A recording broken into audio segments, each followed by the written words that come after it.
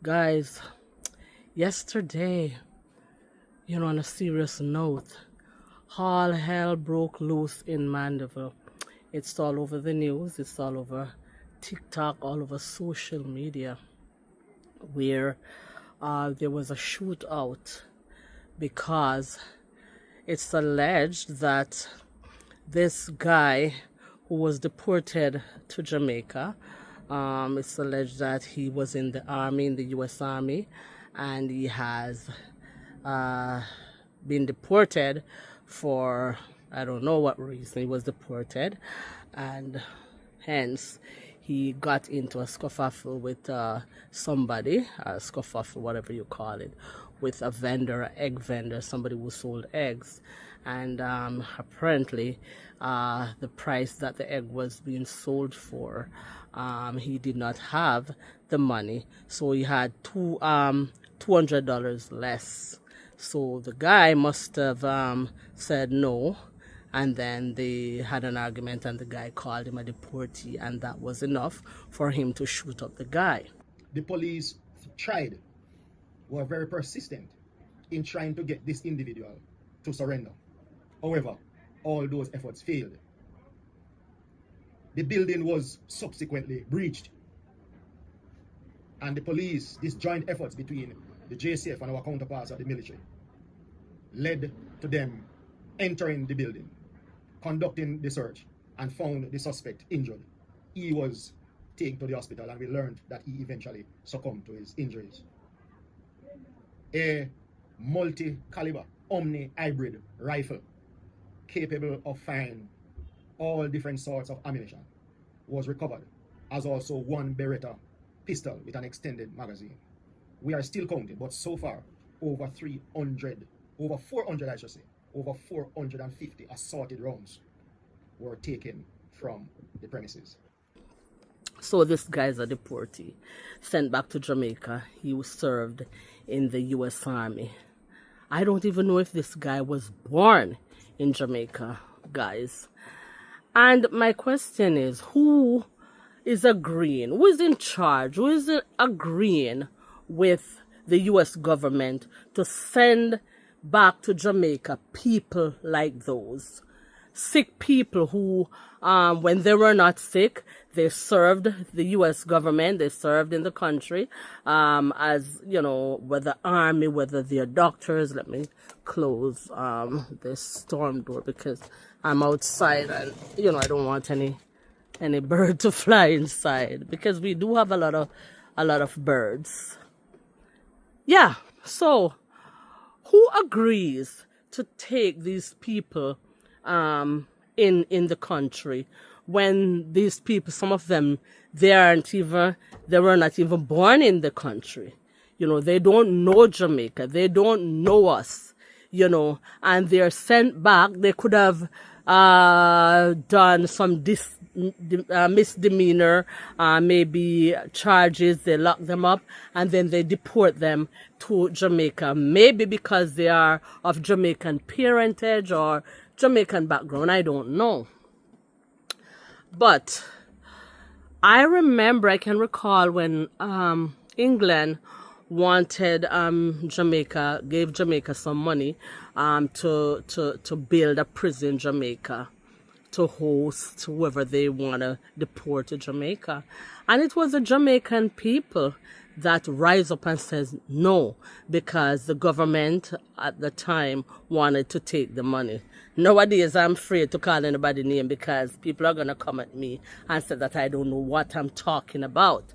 But of course, I remember, whoever want to cuss me out and tell me done something, I know nothing, I remember that it's the Jamaican people who said no to that. We don't want that. We don't want their money. We don't want Britain money to build no prison in Jamaica to host no criminals that they grow up there and want to send them back. Some of these people, they need rehabilitation. Whatever, when they send them in the army and they're messed up, their minds are messed up, they send them back in our country to create havoc in our country. So, hence that guy, what he did yesterday, he created mayhem in the country. Mayhem. in the country, for want of a better word.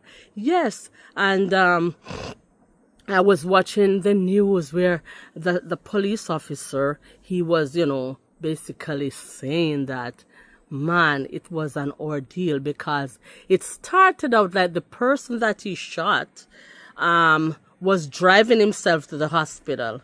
And that is how the police were alerted that somebody is on the road driving erratically. And when they investigated, it was a person who is suffering from gunshot wounds. So maybe that the man wanted to, of course, drive himself to the hospital. And so when they took the call and they investigated, it turned out, it turned out to be something bigger. And we saw what happened in Mandeville. That's number one. Number two, my question is, again, is Jamaica a real place?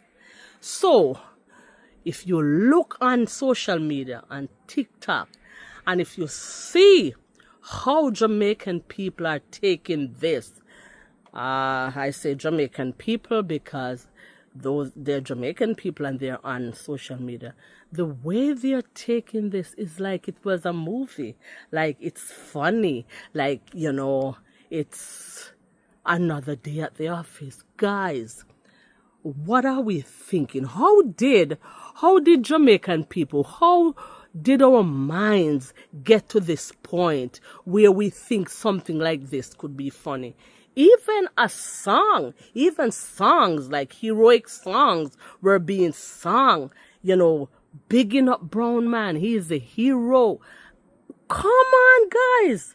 Let us respect the law of the country and realize that we have a crisis, because that man, that gunman, had so many ammunition. Where did he get them? What was he planning to do in your community? What was he planning to do? How did he have so much weapons to be firing at the police that they could hardly keep up with him? It took 4 hours, they said, to take this man down. And people are on social media acting like the guy's a hero and, the Jamaican police couldn't keep up with him. And what? Is this what we're stooping to? Is this what we stand for? No wonder when corruption, when atrocity, when evil is in the country, people are comfortable to support it.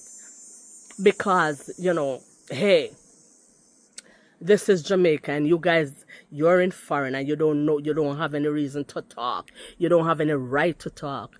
Gee, sometimes I wonder, is that a place that I really want to go back to?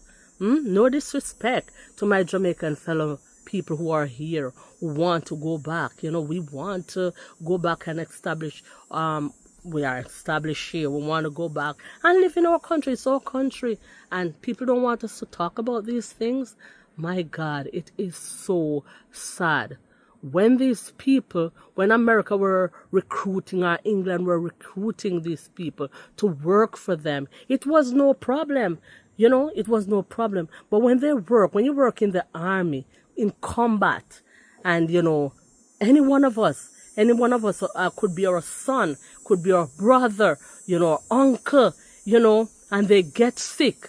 Do they have any right to send them sick back into the countries where, like the Caribbean, where we're not equipped to deal with people like this? They're in the neighborhood among our citizens, among our children, and all of that. Some of them are, they commit really bad offenses.